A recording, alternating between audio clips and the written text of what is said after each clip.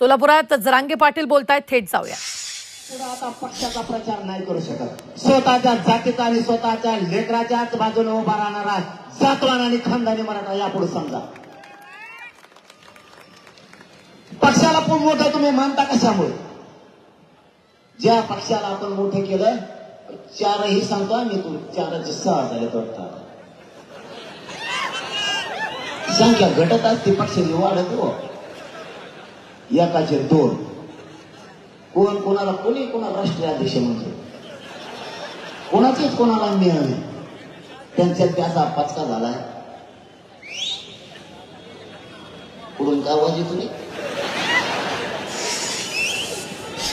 मराठ्याची putty अशी. त्यामुळे मुंबईत जायचंच नको म्हणतो. ते म्हणतात मुंबईचा.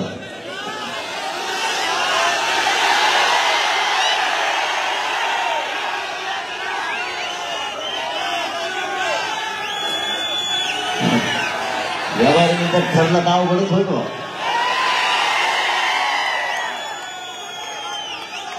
आई डोक्यात नाही आधी तर येते का धोरणाला बघू. आपलं कसं काम आहे, संयमी म्हणून आंदोलन टिकलं. आणि मराठ्यांची शान त्यामुळे वाढली, कारण मला मराठ्यांची शान नाही जाऊ द्यायची. तुमची शान कधीच जाऊ देणार नाही. म्हणून संयमाने चाललंय आपलं. नाही तर काल तुमच्या सोलापुरात एक जण बोलला होता, नुसते बोर्ड माणसच नाही. जर माझ्या मनात असतं, मी जर वेगळ्या दिमागाचा असतो, तर मी म्हणलं असतं याला धाराशिवच्या बाहेर जाऊनच देऊ नका म्हणलं असतं का नाही.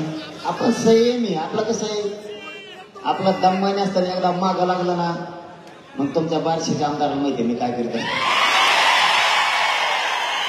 आमच्या बदनापूरच्या बी माहिती मी काय करतो. माग लागलो अर मग सुट्टीत नाही आपल्यापेक्षा. मग ते कोणाचं असो, ते राष्ट्रवादी असो, शिवसेना असो, ना तिकडे भाजप असो, ना तिकडे काही असो, आपला बाप मराठा समाज. ते पक्ष तिकडे येतात माहिती, ते तिकडे जातात. त्यांच्याकडे आता 3-3 आता तिकीट द्यायचं एकाला द्यावं लागेल ना. पाऊस लागा लागला का? अरे काही जण पावसात कशासाठी भिजत येत, निवडून यासाठी. आपण जातीसाठी भिजू.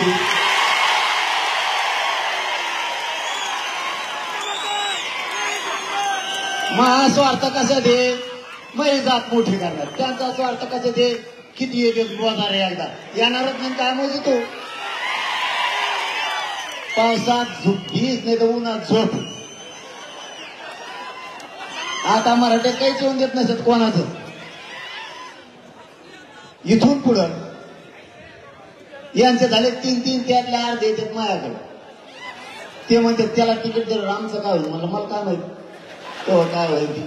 ते म्हणतात मग जाऊ द्या, ते जर निवडून आलं ना 5 वर्ष आम्हाला वाट बघायला लागेल. त्याच्यापेक्षा तुम्ही दिलेलाच निवडून आणतो, त्याला पडित होतोच आहे. त्यांच्यातच चुकलंय. तिकीट वाटायच्या आधी आपलं साधलं. मग आपला गरीब माणूस द्यायचा. पण एक सांगतो, एकच द्या.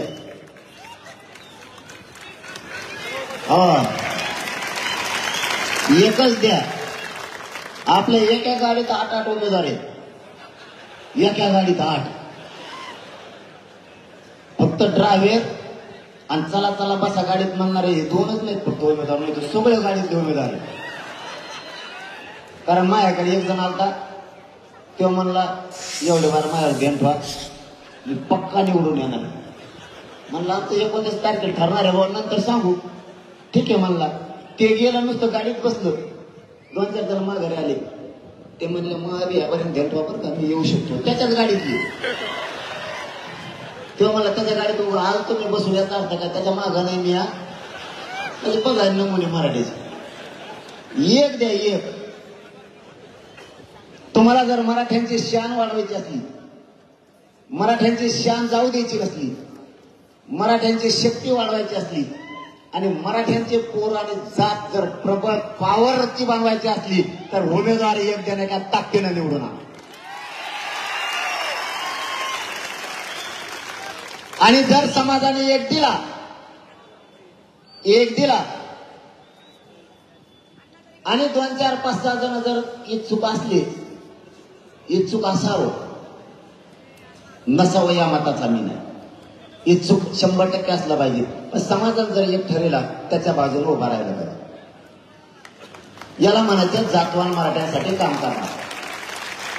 इच्छुक हे मराठा समाजाने समजा एक दिला तरी तो उभा राहिला, याचा अर्थ असा होतो तू जातीसाठी लढत नाही, तू स्वतःच्या स्वार्थासाठी लढायला लागला. कारण माया भोवतीशी दिलशी उमेदवार कोणी म्हणतो एवढं फार मी लय फिरलो माझ्या संग देण राहू. आता तुमच्यावर सगळ्यावर देण होतं, मग मी काय करू? मला ही भूमिका नाही आवडत. समजून घ्या, ही गोरगरिबांची लाट आहे. या लाटीत मराठ्यांना वाटतंय आपले लेकरं जात मोठी होणार, धनगर बांधवांना वाटतंय गरिबांना आपली जात आणि आपले लेकरं मोठे होते, दलित मुस्लिम बांधवांना वाटतंय एवढीच संधी गरिबांची लाट आली. 12 बलुतेदारांना वाटतंय मराठ्यांनी फक्त एकमतानं राहा, काहीही होऊ शकतं. फक्त विचार ठेवा, एक माणूस दिला सगळ्यांनी त्याच्या पाठीशी उभा राहा. जर दिला तर न तुम्ही म्हणता झालं काय सुरू. 29ला ठरवायचं तुमच्या साक्षीने. सरकार आरक्षण देण्याच्या मनस्थितीत दिसत नाही, फक्त लावालाव्या करण्याच्या मनस्थितीत. माझ्या विरोधात तर इतके उठिले, परदेशी एक झाला, त्याच्या आधी एक होता, एक मावशी, तीच बोलत होती. ती म्हणलं मी अभियान सुरू केलं आणि अभियान सुरू झालंय बरं का. मराठ्यांचे समन्वय फोडायला सुरुवात केली. जातीला मातीत मिसळून स्वतःचा संसार मोठे करणारी पैदास फुटायला लागली. जातीचा संसार मोठा करणारे, जात मोठे करणारे लोक आता कमी राहिले. ते सांगतील त्या पद्धतीने त्यांनी काम सुरू केले. माझं त्या मराठ्यांच्या सगळ्या बांधवांना आव्हान, सोलापूर नगरीतून तुम्हाला हात. तर आपण पाहतोय यावेळी तू कोण 96 कुळी मराठा आरक्षणाला विरोध करणारा, असं यावेळी जरांगेंनी म्हटलेलं आहे. आणि त्याचबरोबर 96 कुळी कशाला म्हणतात हे तुम्हाला कळेल, असं देखील जरांगे पाटलांनी सोलापुरात बोलताना म्हटलेलं. नारायण राणेंवर जरांगेंनी बोचरी टीका केल्याचं आपल्याला यावेळी पाहायला मिळत आहे. 2024ला कुणाला सत्तेत आणायचं हे मराठे ठरवणार असल्याचं देखील जरांगे पाटलांनी म्हटलेलं आहे. आमच्या समाजाला टार्गेट केलं गेल्याचं देखील त्यांनी यावेळी बोलताना म्हटलंय. फडणवीस पोलिसांच्या बाजूने बोलले असल्याचं देखील जरांगेंनी म्हटलेलं आहे. माझ्या मराठ्यांसाठी तुम्हाला हात जोडतो. या देवेंद्र फडणवीसांचा आणि त्या दरेकरचा ऐकून तुम्ही अभियान मराठ्यांच्या विरोधात केलंय, माझ्या विरोधात सुरू केलंय. त्याला षडयंत्र आणि सापळा म्हणलं जातं, मला उघडं पाडायसाठी. त्याचा ऐकून तुम्ही पत्रकार परिषदा घेऊ नका, आंदोलन करू नका. मराठ्यांच्या लेकराच्या अन्नात माती मिसळायचं काम नका करू. तुम्हाला नाही, तुम्हाला मराठ्यांच्या नजराला नजर तुम्हाला मिळवायची. त्यात आपल्याला सांभाळणारी पक्ष सांभाळणार नाहीये. यात भाजपातल्या काही लोकांना एका क्रांती मोर्चाच्या 3 क्रांती मोर्चे केले. चांगलं काम करणारे समन्वयक सुद्धा बदनाम करण्याचं काम यांनी केलं. समाजाच्या लेकराच्या अन्नात औषध घालण्याचं काम नका करू. तुम्हाला काही नाही करता आलं तर करू नका, घरी झोपून राहा, पण समाजाच्या लेकराच्या भविष्याच्या आड येऊ नका. हा मराठा समाज कष्ट करून लेकरं शिकवतोय. या मराठा समाजाने कधी पावसाचा वाऱ्याचा विचार नाही केला. गुडघ्याच्या चिखलात शेतात काम केलं आपल्या मायबाप समाजानं. 1-1 रुपया जमा करून आपले लेकरं शिकवले. मराठ्यांच्या आईबापानं स्वप्न बघितलंय, माझं लेकरू अधिकारी होईल, माझी मुलगी अधिकारी होईल.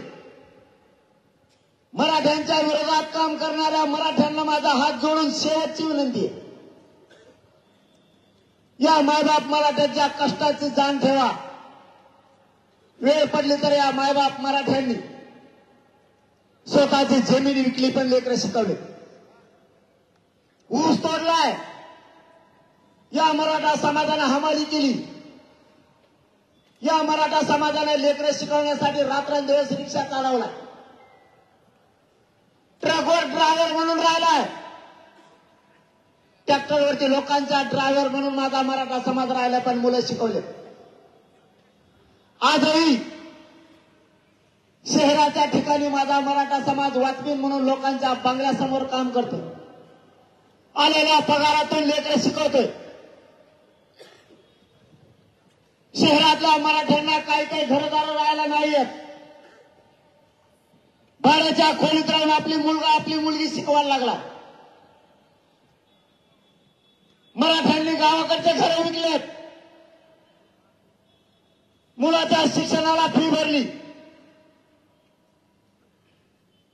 आणि त्या मुलाचे आईबाप दोघांनी शहरात राहून मोलमजुरी करायला लागलेत. लोकांचे भांडे घासायची वेळ त्यांच्यावरती आली. मराठ्यांच्या विरोधात काम करणाऱ्या मराठ्यांच्या लोकांनी शहाणा व्हावं. मी शेवटचं तुमच्याला शेवटी पायाला हात लावून सांगतो, माझ्या समाजाची तळमळ व्हायला जाऊ देऊ नका. तुम्हाला काय आमिष दाखवला असाल, तुम्हाला काही पद देऊ म्हणले असते, त्या पदासाठी त्या पैशासाठी माझ्या मराठ्यांच्या मानेवर कुऱ्हाडीचा वार नका करू. माझ्या मराठ्यांना आता अन्याय सहन होत नाहीये. 1% हुकलेल्या लेकराचं रडणं तो बघत नाहीये. 1% हुकलेल्या लेकराची काय परिस्थिती होती त्या बापाला आणि त्या विद्यार्थ्यांना विचारा. नका रे माझ्या मराठ्यांच्या विरोधात जाऊ. माझ्या मराठ्यांनी खूप लोकांना सांभाळलंय आणि ज्यांना माझ्या मराठ्यांनी सांभाळलंय ते बेमान झालेत माझ्या मराठ्यांची. तुम्ही आमचे रक्तामासाचे, माझ्या मराठ्यांचे बेमान नका हो. या देवेंद्र फडणवीस यांच्या माध्यमातून या दरेकरांना अभियान सुरू केले. त्या अभियानात सामील होऊन मोगम आंदोलन नका करू. मराठ्यांना आरक्षण 100% विसरून मिळतं, फक्त तुम्ही दम धरा.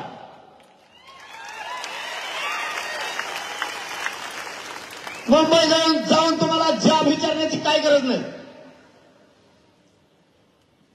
तुम्हाला यात्रा काढायची सुद्धा काही गरज नाही. मराठ्यात दम आहे प्रत्येकाला जाब विचारण्याची. जर मराठ्यांनी ठरवलं त्यांना जाब विचारायचा, तर हा करोडो मराठा समाज मुंबईला जाऊन यांच्या घरात घुसून कचुऱ्याला धरून यांना जाब विचारण्याची ताकद मराठा. तुम्ही फक्त बाकीचे दम धरा, बुळबुळ करू नका. तुम्ही मराठ्यांचे असल्यामुळे तुम्हाला मराठी बोला ना, बुळबुळ करू नका.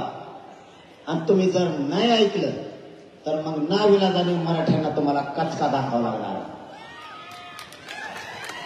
कारण तुम्ही आमचे जरी असाल, तुम्हाला जर विनंती कळत नसली तर मग नाविलाजाने मराठ्यांना तुम्हाला उपचार तुमच्यावर करावे लागणार. त्यांनी परत तिसरं अभियान सुरू केलं छगन भुजबळच्या माध्यमातून. ते सगळं येड्या दुन्याचं, सगळ्या दुन्याचं, पागल टोकऱ्याचं, त्याला समितीचं अध्यक्ष केलंय. माहीत झालं तुम्हाला? अरे त्याला समितीचा अध्यक्ष केलंय, तुम्हाला माहीत झालं का? नाही. मराठ्यात त्याचं काही माहित नसतं. मराठ्यात देणे घेणं नाही तर तिकडे काही होईल. जेवढे घोटाळे बोगस करता येते त्या बोगस समितीचा राष्ट्रीय अध्यक्ष केला जाईल. घोटाळा कसा करतात हे त्याला माहित असतात. बोगस समितीचा अध्यक्ष, बोगस आरक्षण खाणारा छगन भुजबळ, 16% वरचं बोगस आरक्षण खाणारा छगन भुजबळ. काल परवा दिवशी बी काही बोगस जाती आत घातल्या. आता 2-3 जाती घातल्यात. या 2 दिवसात आपल्याला समिती, आयोग, आपल्याला लिखापडी, अभ्यास, वाचन, तर आरक्षण यांनी काल 2-3 जाती घातल्या. कोणाकोणाला माहिती इमानदारी सांगा बरं. झोपा, नुसतं झोपा, काहीच माहित नाही तुम्हाला. माझ्या डोक्यात दगड घालता का? उभं वाटोळ केलं यांनी. 16% आरक्षण डोळ्यात गेलं आपलं. आताही मराठा आणि कुणबी एक असताना देत नाहीये. मराठा समाज मागास सिद्ध झाला, मागास सिद्ध झाला, तरीही 50% आता आरक्षण नाही दिलं. आत्ता तरी शांत बसा. नुसता पक्षाचा नेता जागवा तुम्ही, त्यालाच मोठं करा. स्वतःचे लेकरं मारून टाका. स्वतःचे लेकरं मोठं करायचं स्वप्नच बघू नका. हे सगळं बोगस आरक्षण खाते. यांनी सगळ्या चोट्या टोळ्या जवळ केल्या. सगळे चोर देवेंद्र फडणवीस जवळ आहेत. बारीक भुरटी चोरी करणारा त्याच जवळ, डाका टाकणारा त्याच्या जवळ, चालता चालता रेल्वे रोखणारा त्याच जवळ, चालता चालता पाकिट हाणणारा त्याच्या जवळच. म्हणजे पाकिट मारापासून भुरट्यापासून मोठ्या दरोड्यापर्यंत जवळ. महाराष्ट्र सदन घोटाळा केला छगन भुजबळ त्याच्याजवळ, 70,000 कोटीवाला त्याच्याजवळ, 20-30 हजारावाला त्याच्याजवळ, संडास बाथरूमात घोटाळा केलेला त्याच्याजवळ, गटार नालीत घोटाळा केलेला त्याच्याजवळ. म्हणजे हे जेवढे बोगस आरक्षण खाणारे,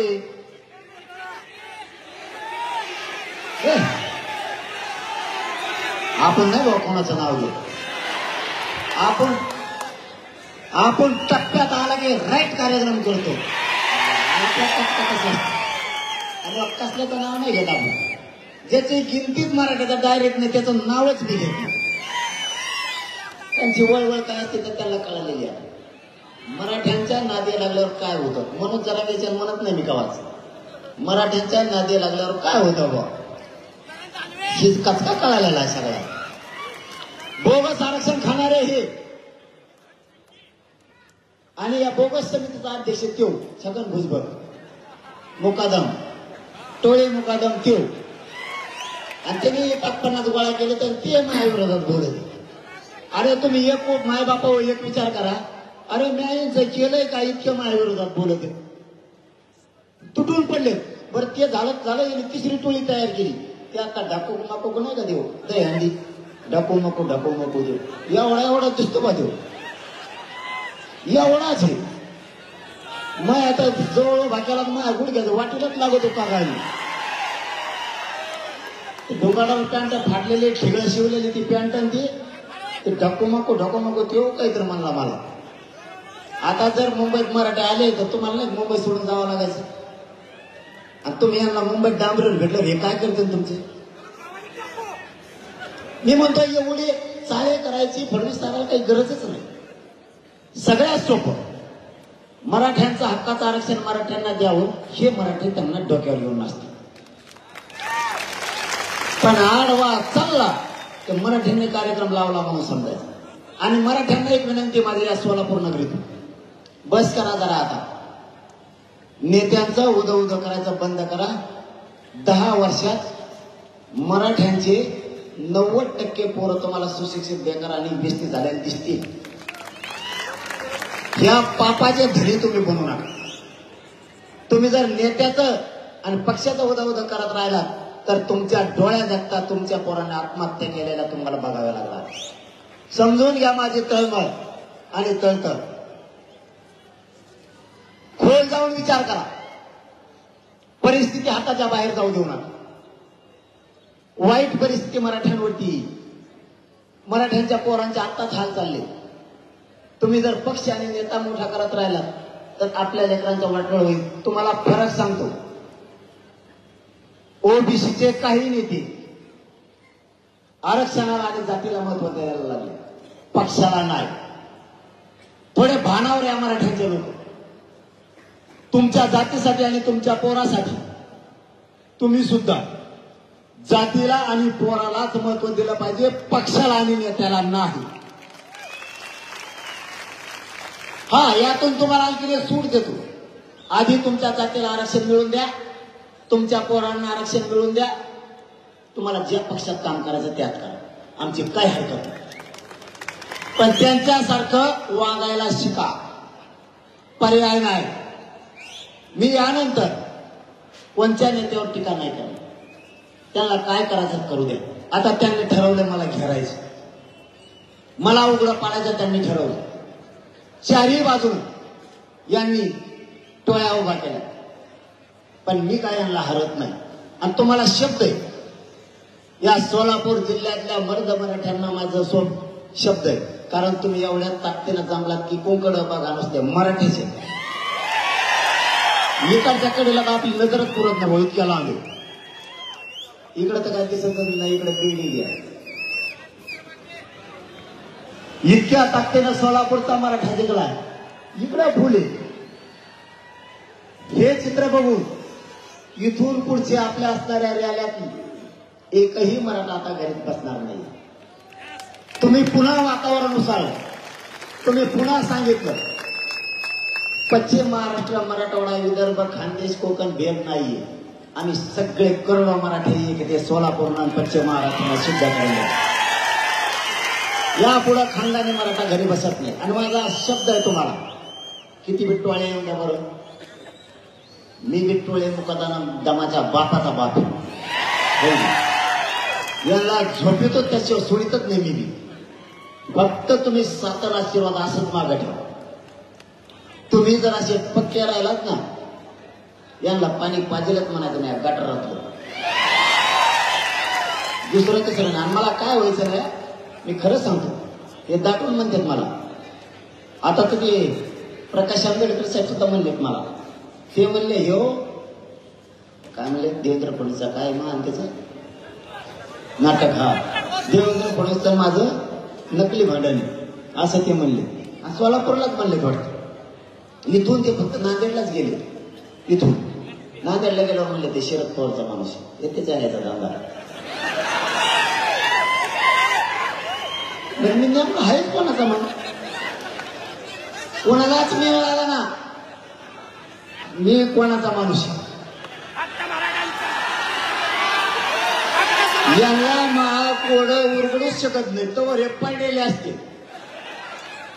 कारण मी कोणाचा आहे, फक्त मराठ्यांचा. आणि माझा मालक फक्त मराठा, कोणीच नाही. आणि कोणाला गिरीत नाही. आता मी जर कोणाचा असतो तर असा माणूस आहे करावा महाराष्ट्रात. तुम्हाला वेळ आहे का 10 मिनिटांची? 10 मिनिटं जास्त नाही. मला लय वेळ बनवत आहे. मला खाली उतरताना सुद्धा कमराला धरायला लागतं. मला सलाने काढून आणले, त्याच्यामुळे मला तुम्ही दिसणार की मला दुखणं कळून जातं. मराठा दिसलं तर माझ्या शक्ती. यांनी मी कोणाचा यांना पुढं नाही शिकू शकत. मी मराठ्यांना जर मायबाप मानलं